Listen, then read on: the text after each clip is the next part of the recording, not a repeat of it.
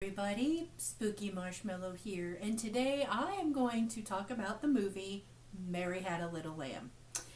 Came out in 2023. Rotten Tomatoes gave it a 17. Do I agree with Rotten Tomatoes? We'll find out at the end of this. It's directed by Jason Arbor. Here is the plot. A radio host brings together a team of people to investigate the case of a missing person for a true crime show.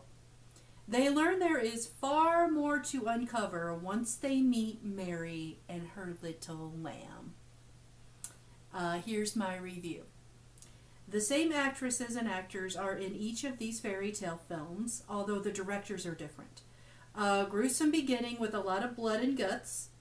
The lamb doesn't look all that scary. Acting is mediocre.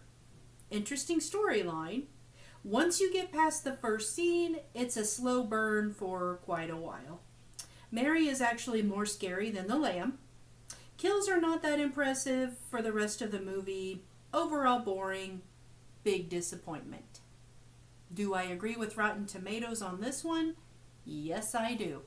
Now, I don't really want to say too much more about this film because I don't want to give it away. But I will say that the Three Blind Mice film was so much better. This one I would put on the same level as... No, in fact, I wouldn't put it on the same level as Blood and Honey, the Winnie the Pooh.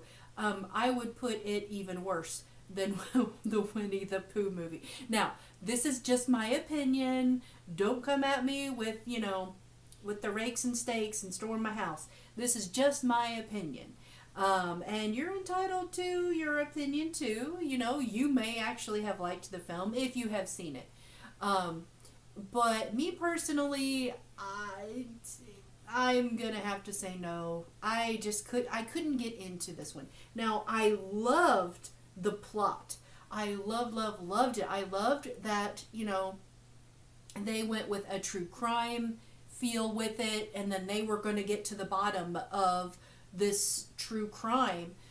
They wanted to find these missing people, and they felt like if they did the podcast about it, that would be great. But their ratings are falling, and they need to do something drastic and do it fast. And then that's when they were like, hey, let's go to the location where all these people were last saw. Let's go there and do the podcast live from there and see what we uncover.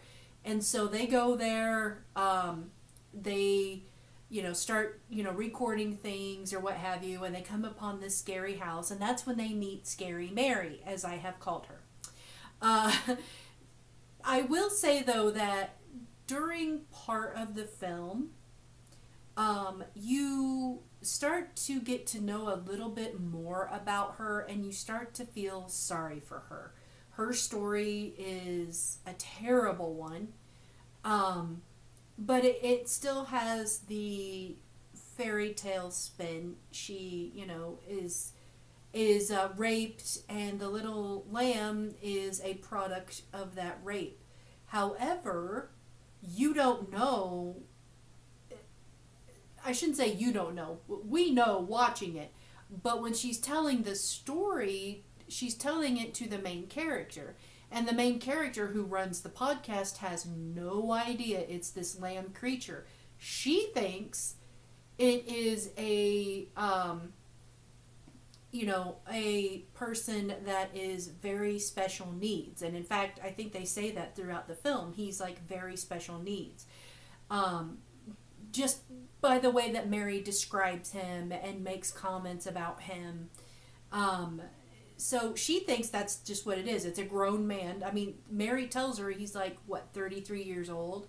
So she's expecting to find this, high functioning, special needs man that lives there along with his mother. But that's not the case. That's not what they find. But I mean, overall, I know I said I didn't like it, and I do agree with Rotten Tomatoes on the 17%. I do. But I mean, that part in itself, I would say, was probably my favorite part, because you go from watching her being so demented and crazy and scary, and then she's revealing all of this to a total stranger because she's happens to like this main character, and so she, reveals everything to her.